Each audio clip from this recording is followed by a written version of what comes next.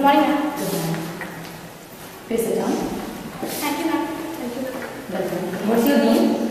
Ma'am, my name is Priya Singh. I'm from Lions Public School, class 11C, that is Commerce. My name is Neha Vishwas. I am from Lions Public School of Standard 11 of Commerce section. Okay, thank you. Now Priya, you please tell me a few lines on your favorite sport. Ma'am, my favorite sport is cricket. As you know, cricket is a universal sport played all over the world. The first game of cricket was played between England and Australia in Melbourne, and it was started by Britishers. In India, we see people are crazy about cricket. As soon as cricket season comes, people forget all of their work and indulge in cricket. We play cricket, and the most important personality of cricket in India is Sachin Tendulkar. Thank you, ma'am. Okay, thank you. Now Neha, you please tell me a few lines on physical fitness. Physical fitness. For leading a healthy and balanced life, it's really important to become physically fit. Many of the people think that being physically fit is required just for the sports person, but it's not so. Those people should be aware that physical fitness is also necessary for the common man, because the physical fitness helps us to do our daily works or routine works easily and helps us to improve our posture and change our lifestyle and personality. Okay, thank you. Now we are going to our next task. Here you will speak on your topic. Priya, you are going to tell us about your topic. When you have finished, Neha will ask you a question and then I will ask you some more questions. Would you like to begin, please? With your permission, ma'am. My topic is role of social networking sites in a student's life. I don't think I should much explain what are social networking sites, because we all are quite familiar with it. We are all well known to Facebook, Twitter, WhatsApp, etc. They are very much fond of this social networking sites, especially youths, teenagers and students, of course. And day by day this fondness and craziness is increasing and attaining its height. We find nowadays that a student's SQ level is increasing, but IQ level is just going down. According to me, a social networking site is not doing any good to a student, rather than it is ruining a student's life. Students are going apart from studies. They have attained a habit of only spending their time sitting in a corner chatting with their friends, updating profiles or commenting on other pics. It has widened the gap between kids and their parents too. It has increased the crime levels also. As far as I remember, the big gang of ISIS that we are all familiar with has taken the help of these social networking sites for bribing the students and youths to come and join them by giving them bribe of career and money. Students at a very young age are becoming criminals. They have started adopting a habit of hacking others' account and making fake IDs of known and famous personalities. The new era of modern technology has given many new inventions to the students of new generation, and how to use it or how to misuse it, it fully depends in our own hands. But one thing can distinguish between these two things, and that is a proper and good judgmental mind. These things are like clay, and we are the one who can make a good of it or a bad of it. But one thing is for sure, that social networking sites can provide us with information but can never give us knowledge. Thank you, ma'am. Welcome. Now Neha, please ask Priya a question. Yes, Priya. My question is that how do you think the use of internet hamper our studies? As you know, studies are a basic part of students' life.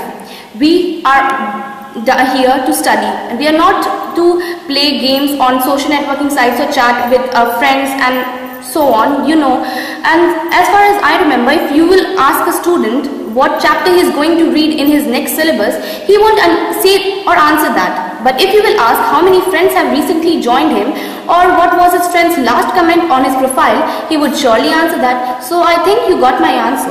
Yeah. Okay, now Priya, please answer my question. Yes, ma'am. What do you think? These social networking sites have only negative aspects. No, ma'am. As you see, everything has two sides. Social networking sites have also positive aspects, as these things are important as they join people to people and country to country. We are the one who have created these things, and we are the one who can take information from these things. But it is possible only when we use these things in a useful manner. Thank you, ma'am. Okay, thank you. Now Neha, your turn. You are going to tell us about your topic. When you have finished, Priya will ask you a question and then I will ask you some more questions. Would you like to begin, please? Yes, ma'am. Here's my topic, and my topic is childhood, which is one of the burning topics in the present time. And child labor. Sorry, child labor. Child labor is one of the major problems, or it's just like you can say a dangerous disease which can harm our society, the development of our country. It is making our country hollow day by day, and it is also weakening the strength of our country. Whenever we think about child labor, we have an image in our mind that small children, poor children is working in dirty clothes, torn, and we see them working in untidy places, and it really hurts to see that. Childhood, we all know that it's a golden period of life which is full of curiosity to know everything. But during the same period of childhood, there are also some children who are deprived of education. They are not able to go to school. They are not even able to get a proper meal even for a single time. This is all due to poverty. And according to me, the major reason behind this problem of child labor is poverty. In this, because it is the problem of the poor family that the parents send their small children to go out and work so that they can earn money, so that they can eat at least a proper meal for a single time. To see the condition of those children, poor children who work as rag pickers or servants or working in the factories, it is really a shameful matter for our country, because in our country children are considered as the future of our country. But on the other hand, we see them working, and they are illiterate also. Illiteracy is also one of the reasons behind child labor. And after these all problems, the government has taken many steps so that this poverty, this problem which is rising through poverty, that is child labor, it can be removed from our society. And one of these schemes is the midday meal scheme. In this scheme, the children are provided the elementary education along with one-time meal. And this is the reason, and the meal is the only reason why the poor parents get attracted towards the education, and they send their children so that their children can also get the education along with the meal. Along with that, not only the government, but we the people of the society and the country, it is also our duty so that we can help the poor families or the poor children who are suffering from child labor, to help them. There are many examples in our society also. One of the examples are the club from the BIT Sindri. The students have organized a club, that is Prayas India. In this club, the members of the club, they impart education, elementary education to the poor children who are really very poor, and they also provide them the study materials and the materials that are needed for getting educated. And it is really very good to see that someone has taken such a big step to at least try once to remove this problem from our society. So I would like to give full stop to my words by saying that it is the duty and responsibility of all the citizens of our country to join hands and remove this problem from our country, so that we can save the future of our country and help our country to develop. Okay, thank you, Neha. Priya, please ask Neha a question. Yes, ma'am. Neha, my question to you is, what do you think? Elementary education is giving any good to poor children? Of course, Priya, this is a good question. Elementary education helps to lead them at least a better life from being illiterate. Because they are illiterate, they are getting work, but that work is not sufficient for them to live a happy life or better life, because they are working as rag pickers and in dirty places which are not good for them, which can also lead to many unhygienic problems, for their health problems. But if they will get the elementary education, at least they will be able to understand what is right and what is wrong. They will be able to improve themselves, and no one can make them fool in future. Okay, Neha, my question is, do you think that there is any other reason behind child labor? Of course, ma'am. According to me, there is one more reason. As we all are familiar with the problem of gender inequality, we all know that in our society till now, when a girl takes birth in some of the families, her family take her as a burden. they think that how to get rid of this girl child. Sometimes we see in the many serials, in many programs in television also, we see that the parents are selling their child to anybody else, and instead of that they are getting money. It is also a kind of activity which is disturbing our society completely. So in this way also I think it is also one of the reasons that is parallel with the poverty. Okay, thank you. Now let's move to our next stage. It is problem solving assessment. Here I am going to give you a card which has some information about your problem. You have to discuss the problem. You have 2 minutes to do this. Okay? Yes, ma'am. Here's the problem. Thank you, ma'am.